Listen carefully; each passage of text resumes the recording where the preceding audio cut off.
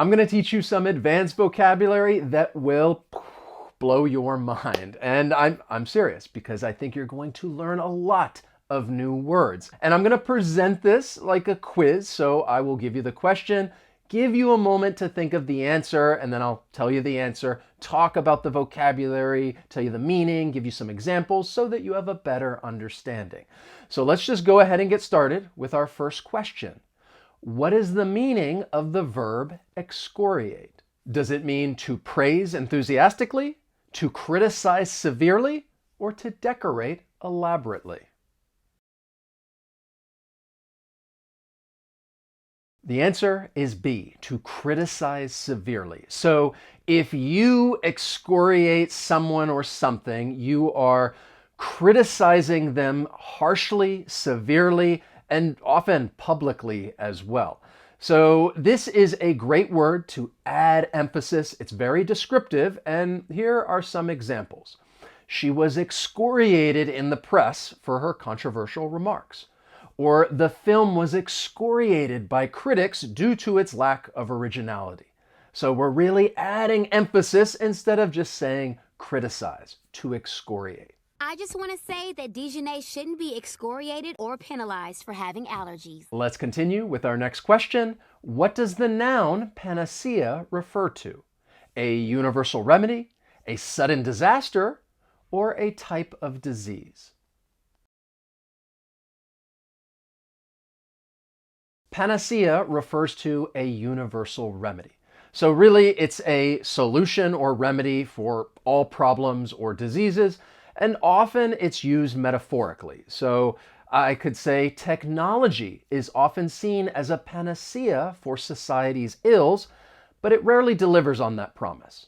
Or there is no panacea for economic inequality. It requires a multifaceted approach. Keep in mind that you may often follow this noun with the preposition for, and you're talking about the panacea for something. Anything good happening here today? Because it turns out landscaping is not the panacea you think it is. Now, of course, this channel is the panacea for developing your English fluency. And I'm not speaking metaphorically, I'm speaking literally right now. So that is why I highly recommend that you subscribe, turn on notifications, that way I can become your teacher. My name is Wes, the channel is Interactive English. It's all about trying to help you reach your fluency goals. And if you don't subscribe, it's okay. I'm not going to excoriate you. I will continue teaching you new vocabulary, like this next one.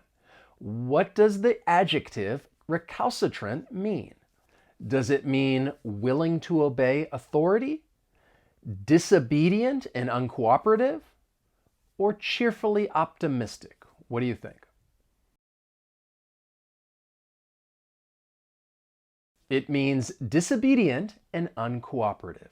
So recalcitrant is an adjective that you could use to describe a person who is stubbornly resistant to authority or control. And again, this is another great word to add emphasis. I could say the recalcitrant student refused to follow the classroom rules. Or he was known as a recalcitrant member of the team, always challenging the coach. Your school record says your previous self was a recalcitrant bully whose only redeeming quality was for something called football. Here's the next one. What does the adjective truculent mean? Aggressively defiant, like you're eager to argue or fight, extremely cautious and shy, or naively trusting and innocent? If someone is truculent, then they are aggressively defiant. So this is another adjective that you would use to describe a person who is really quick to fight or argue with someone and really expresses a level of hostility. So I could say the defendant's truculent demeanor alienated the jury, or his truculent remarks caused an uproar at the meeting. To give you a visual that I think really is, well, it's great for this word, just have a look at this duck right here. He looks ready to fight. Our co-sale, you ain't nothing but an instigator. And how you get that way? Cassius, now you're being truculent. Well, if it's good, I'm mad. The next question, what does the adjective inveterate mean? Temporary or fleeting, long established and unlikely to change, or uncertain or undecided. It means long established and unlikely to change. Now, often you're going to use the adjective inveterate when talking about a person's habits. So if a person has a particular habit, activity, or interest that is firmly established, it's unlikely to change, that is when you can use this word. I could say, he's an inveterate gambler that has been banned from many casinos. Or as an inveterate collector, he has accumulated many rare coins. Now, there are some common collocations with this adjective, some adjective noun collocations. You could say someone is an inveterate gambler, or an inveterate liar, or even an inveterate smoker. Now, often when you use this adjective with another word, typically it does have a little bit more of a negative connotation.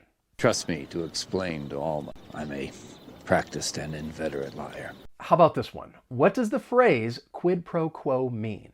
Is it a bribe or a legal payment? A mutual exchange, especially of goods or favors? Or is it an unexpected outcome or twist?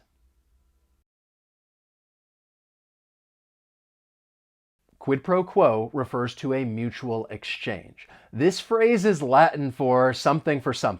So it's referring to an exchange of something in return for something else. Now, often you may hear people use this phrase in the context of politics or business. The deal was a classic quid pro quo, access in exchange for endorsements.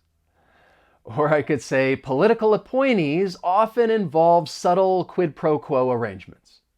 And yes, I think this is true. It is a game, Wendy.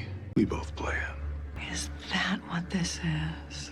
A little quid pro quo. Now I want to switch things up.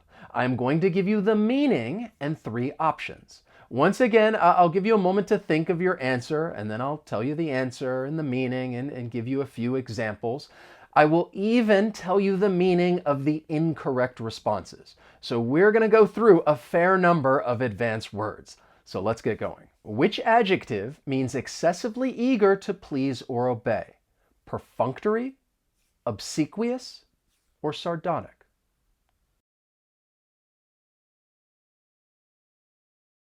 The answer is obsequious. So if someone is obsequious, they are really obedient or attentive to an excessive degree. I could say the intern's obsequious flattery annoyed her colleagues, or his obsequious tone made the compliment sound insincere. Here's another fun image when you're acting obsequious so your crush will fall in love with you. It's an adorable kitten. I am the master of whisperers. My role is to be sly, obsequious, and without scruples. Let's go back to those other words in case you're unfamiliar with them. Perfunctory is really used to describe an action that is carried out with no real interest, feeling, or even effort. So maybe somebody gives you a perfunctory nod, and there's really not much feeling there. Now, sardonic refers to something that is humorous in an unkind way that really shows that you do not respect someone or something. And there are some collocations with this word, maybe a sardonic smile, or a sardonic look, or sardonic comment. Here's the next question. Which noun means a person or thing that is the best example of a quality? Epitome, aberration, or quandary? What do you think? I hope you said epitome. You're going to use this noun when saying that something is the best example or representation of some quality. And often you're going to follow this noun with the preposition of. I could say, she is the epitome of elegance, or his behavior was the epitome of professionalism, and it is the best example of a quality. Would you like to see my cats? I would. I love cats. They're the epitome of indifference. Let's go back to the other words because they have a completely different meaning. An aberration refers to a departure from what is normal or expected, and it's typically an unwelcome one. I could say his misconduct was an aberration.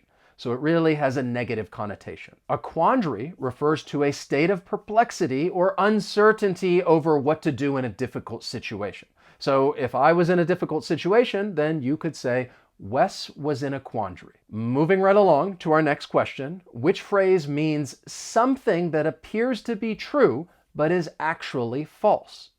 Red herring, false flag, or a specious argument? A specious argument is an argument that may seem plausible and appears true, but it is actually false because it is flawed or deceptive. I could say the politician's specious claims misled many voters, or his specious logic was quickly dismantled. The Bear Patrol must be working like a charm. That's specious reasoning, Dad. Thank you, honey. Now, if we're talking about a red herring, this is a piece of information that is misleading or distracting. So in this case, it's like you're trying to distract people away from what they should be focusing on. Now, a false flag is a harmful action that is designed to look like it was perpetrated by someone other than the person or group that actually did the harmful action. And you may hear this phrase used in a collocation in saying something is a false flag operation. How about this one? Which adjective means impossible to deny or disprove?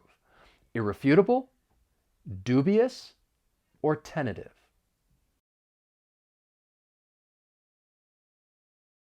The answer is irrefutable. It just means impossible to prove wrong, indisputable. So this is a great word to add emphasis. I could say, the evidence was irrefutable, or his argument, backed by data, was irrefutable. Once again, there are some great collocations with this word if we're talking about an irrefutable fact, or irrefutable evidence, irrefutable testimony, or irrefutable proof. So these are collocations that you will most likely hear if you're watching some courtroom drama. Well, let's just say there's some irrefutable evidence that's gonna bite her any minute now. Now, dubious means hesitating or doubting. I could say, I was dubious about the plan. And tentative really refers to something that is not fully worked out or prepared. Maybe I made tentative plans this weekend, and that is a common collocation with this word, tentative plans. Here is the next question. Which verb means to make someone less angry or hostile? Aggravate, placate, or provoke? If you placate someone, then you are trying to calm or pacify someone, typically by giving in to demands. I could say, he tried to placate her with an apology. Or the company offered discounts to placate angry customers. We are here for the annual Dance of the Lemons, where each of you gets to trade your worst teacher to another school. The union's happy, the parents are placated, and only the children suffer. As for those other verbs, to aggravate, which I think is a very useful one, it just means to make something worse or more serious. Often you're going to use this when talking about an injury. Maybe I say, I aggravated my shoulder after playing basketball. And to provoke just means to cause a reaction, especially a negative one. I could say, my colleague provoked me into quitting the project. Let's have a look at our next question. Which verb means to wave something as a threat or in anger? Brandish, extol, or abscond?